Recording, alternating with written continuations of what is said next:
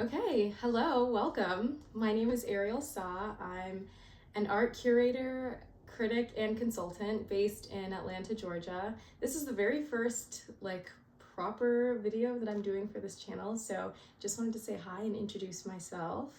I don't know how much you want to know about me, but I'm 25 years old and I'm a Sag. And I like for my jewelry to feel a little bit like armor. And I'm not wearing any rings right now because of a story that I will get into another time. And my finger is healed, so it's okay. We're safe. But today, for the very first video, we're talking about an art show called Conviction by Kairos, which was the very first show that I curated as a solo curator. I've worked on other stuff, but this show is very near and dear to my heart. It opened on February 7th of 2025 and then closed June 20th of 2025. So it was open for a decent amount of time and means a lot to me, and let's get into it. So Conviction by Kairos is a multi-artist contemporary exhibition featuring Atlanta area artists of all backgrounds. So there's 9 artists in there with 10 works. And, a multitude of media, fabric, lens-based work, acrylic, oil pastel on canvas. So there's lots of different things going on. And Conviction by Kairos kind of explores the liminal space between the 3 dominant images that come or that are conjured by the word conviction. And so when we're thinking about conviction, especially in the American United States, especially in the American South, right, in Atlanta in 2023, 2024, 2025, you're thinking of American carcerality, you're thinking of jail, you're thinking of prison, you're thinking of the law, you're thinking of chains and of orange jumpsuits. And Atlanta in particular is, I think, the most surveilled city in the country. Can we get a fact check on that? Hopefully, you know what, let me fact check that, right, before I get on the internet and start lying like everybody else. Because I could have made that up. I suppose it could be, okay, fact check, period, I'm right, and we're living in hell. Wow. Love that. Yes, and whenever you go to other cities, you really feel the difference. You feel how fewer police there are. You feel how, it's terrible. Even Florida, even Texas, places where you feel like you should be under the same amount of threat, it's not the same. Atlanta is very special. So yes, American carcerality, and then a conviction, of course, can also be like an unwavering moral position. Like I said, this show opened in February of 24, but the thesis started coming together in the spring of the summer. Yeah, the spring summer of the year before, which was when we were dealing with the peak or the Free Palestine movement across the country, especially in universities. I was in school at the time. I'm not in school anymore. And especially in Atlanta, protests at Emory, protests at Georgia State, protests at universities across the school, students getting locked up, presidents of the universities calling the feds on their students. So it was a very, very strange time. And then on top of that, so we've got American carcerality, an unwavering moral position, but then also spiritual certainty, right? Spiritual conviction. Atlanta, everyone has been saying we're not as religious these days, but I guess that's changing. I guess we are, becoming more and more religious, young people, Gen Z, are becoming Catholic for some reason, or getting more into church. There's a lot of, conservative things that are all kind of happening, that are all kind of going up at the same time. But Atlanta has always been a church city down. We've always really been doing that. And particularly in Atlanta, the relationship between unwavering moral position, spiritual certainty, and American carcerality has always been there.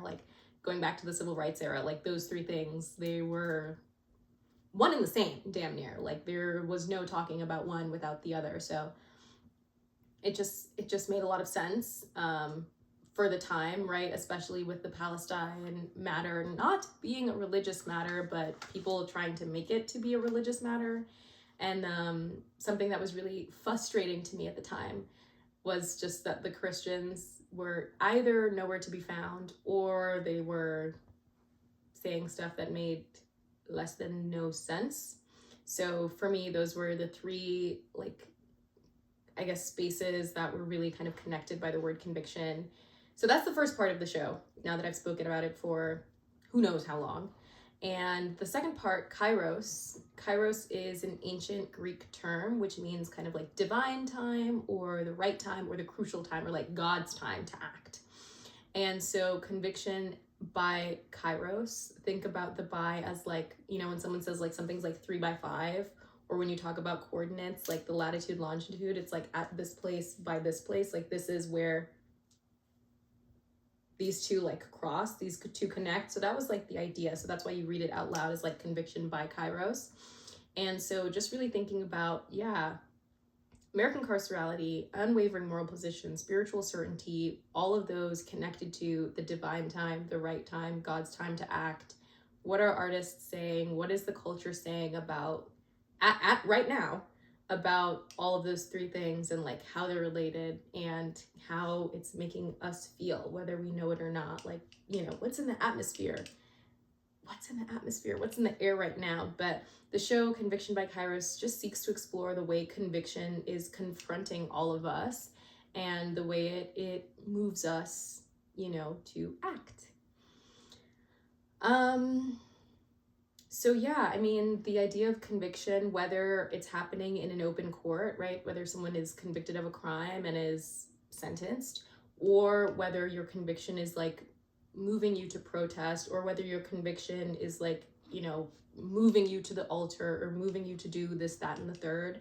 The idea that conviction kind of like requires this like moment of physical bodily surrender, whether that's to the state, or, you know, to a God that you serve, or just, you know, simply to your personal belief of right or wrong.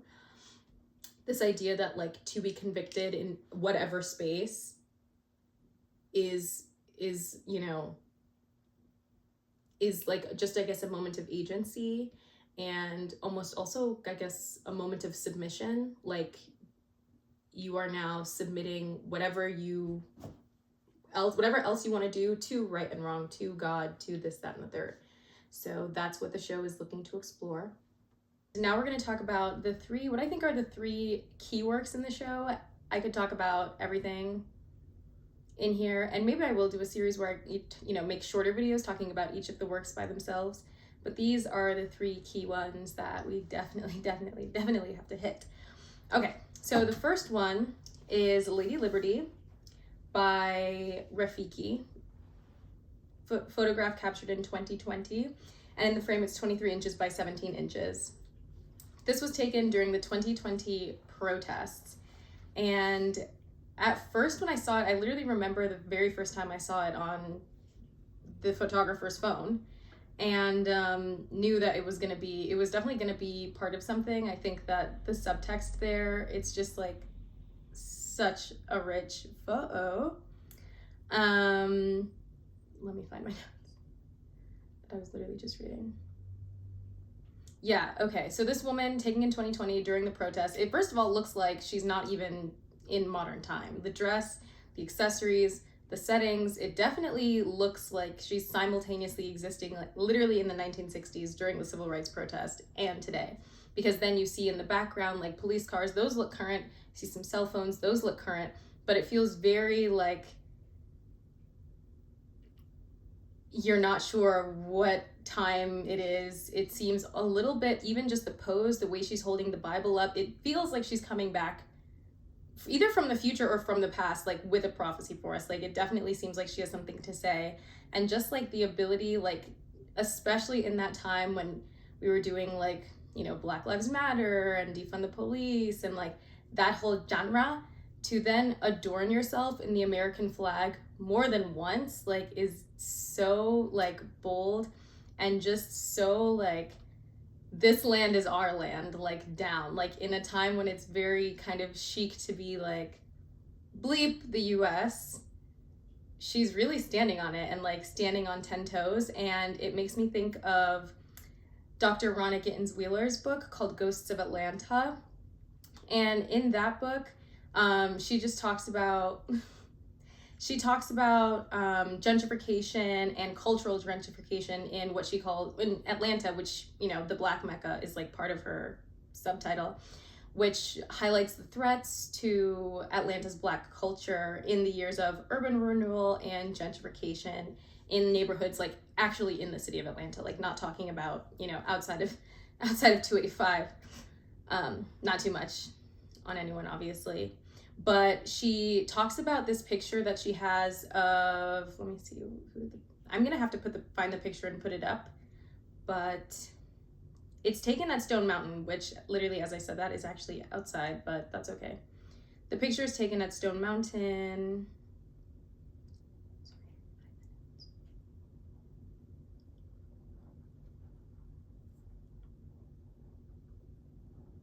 Yes, okay, a family picture to illustrate her theory, which is her father and brother standing at Stone Mountain in front of the Confederate idols. And when she writes about it, she writes about being confronted with this feeling of something is not right. One of these is not like the other. Something does not belong.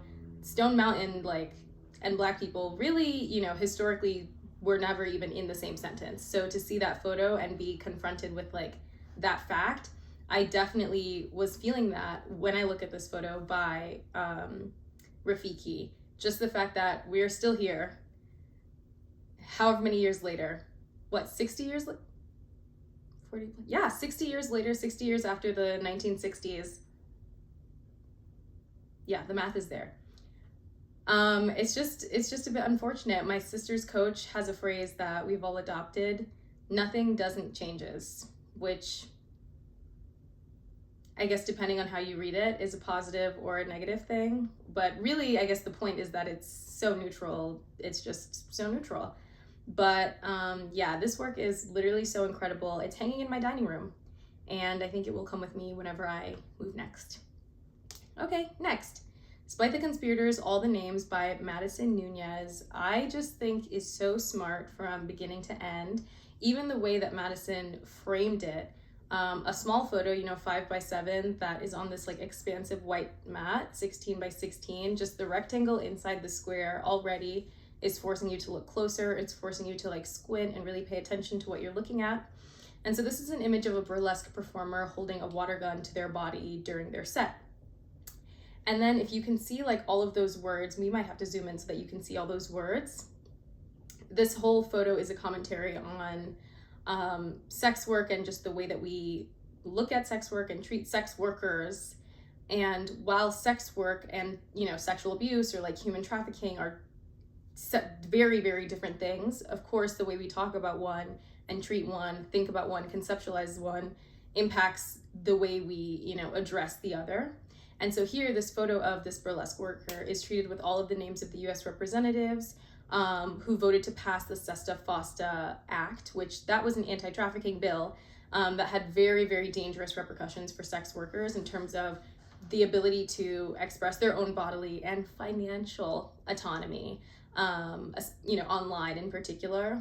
And so just the way that like Madison is able to, with one photo, address sex workers like as you know, a group of working people, and also address, you know, people who are who have been victimized of like sexual violence, the way that she's able to, or the way that Madison is able to make a very like what I guess what we want to make a thing that we sweep under the rug, a very public statement, a very public condemnation, while still being able to retain the subject's like privacy and autonomy. Anonymity, I think is just very brilliant. I'm a big fan of Madison. That's it. They're a curator as well. Super smart. And the third piece we're going to talk about today is Rejoice, He Will Provide by Deshaun Williams. And I mentioned Deshaun, no, I haven't, but Deshaun Williams is very special because they're the only artist to have 2 works in this show. Every other artist was represented twice, so the show has 10 works, but only 9 artists, and that's because of Deshaun. He's represented twice. And so in Rejoice, He Will Provide, he takes a story that we, when I say we, you know, Christians, probably just Black Americans, Atlanta, people in Atlanta, from Atlanta, anyone familiar with the Bible really is familiar with, which is a lot of people, the multitudes of times that Israelites were provided for in the desert. And in this work, I just feel very overwhelmed by testimony, the testimony of water in the desert. I feel a bit overwhelmed by the glory and the grace of God, so much so that like the light is so bright and it's so like loud that it's almost a little bit scary. It makes you want to look away or like, ask for sunglasses, or something like that. And to me, just the way it is like a harsh, very harsh piece aesthetically, like, like I said, you look at it and you kind of want to look away. Maybe not harsh, but very sharp. But something about it is just so like brash and like bright and dangerous, like how geometric it is. It does feel to me like it can be read as a tool of environmental justice. Like, I just think that Walker really just tapped into this power to me that shows that even though we love the Bible stories, God is not actually going to reach down in real life and, clean the water, like purify the water that's coming out of a tap in Flint. Like, prayer is part of it, depending on who you ask. But at the end of the day, God is not going to reach down and like protect the South River forest, like if we want to. So if we want to have this environment that in which we are overwhelmed by the glory and the grace and the goodness and the blah, blah, blah, blah, blah, then we've got to actually roll up our sleeves and, look at our situation with clear eyes and get to work.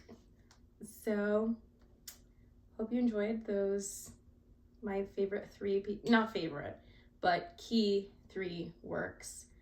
All of those by local Atlanta artists who are brilliant and are all going places. Heard it here, not first. They are fabulous, but they're all going places, and thanks for listening. Hey y'all, thank you so much for listening. The video is not done. This is a video of me vacuuming after our Christmas/birthday party in Detroit.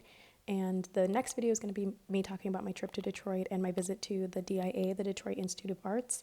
In the meantime, please follow me on TikTok at AWASAAH_1399 and on Instagram, ARIELSAAH.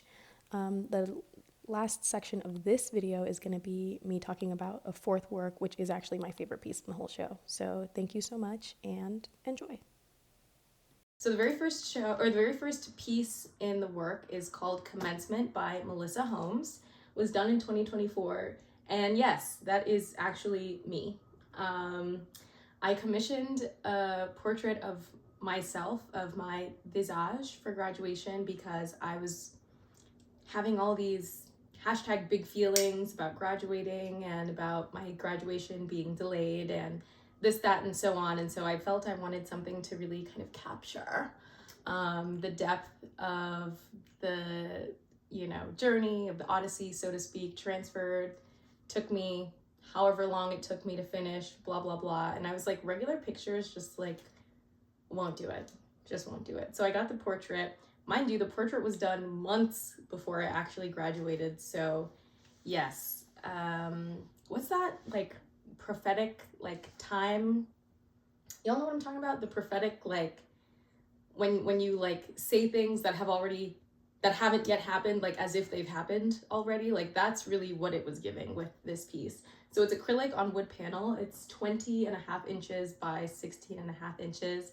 And it currently hangs in my dining room. I will take us there one of these days.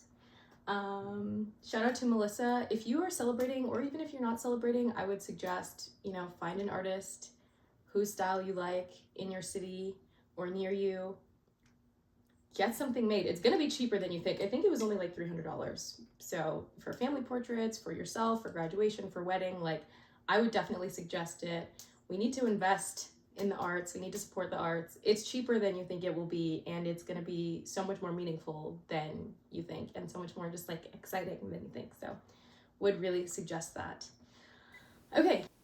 I wanted to wrap up by showing you the reference for the portrait that I commissioned.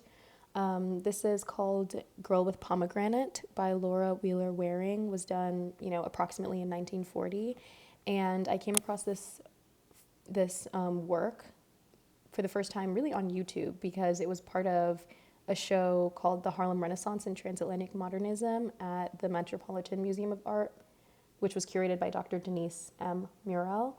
And I didn't get to see the show in person. I think it was not last summer, but the summer before. But I watched the YouTube video. And when I was watching the YouTube video and this portrait came up, I literally was like, whoa, this girl is looking at me and this girl definitely sees me. And that's really where the word conviction came from. And that's like kind of how I started putting the show together. But I felt very like #seen. It's very strange, you know, to be seeing and to be like looking at an artwork and then feel like it's looking right back at you. Yeah, I probably will end up doing an episode, close, a video where I talk about that show, the Harlem Renaissance and Transatlantic Modernism, because when I went to the Met last spring, I saw that this portrait was on the cover of the exhibition book. So I was feeling very #vindicated in my tastes, and just feeling very connected with, you know, Dr. Murrell. But yeah, that show is literally so brilliant, and she and other curators and other scholars just do a lot of work to kind of position the Harlem Renaissance and Negro artists at the time as central to global modernism rather than kind of like rather than, you know, on the margins. So yeah, thanks for watching, and I'll see you next time.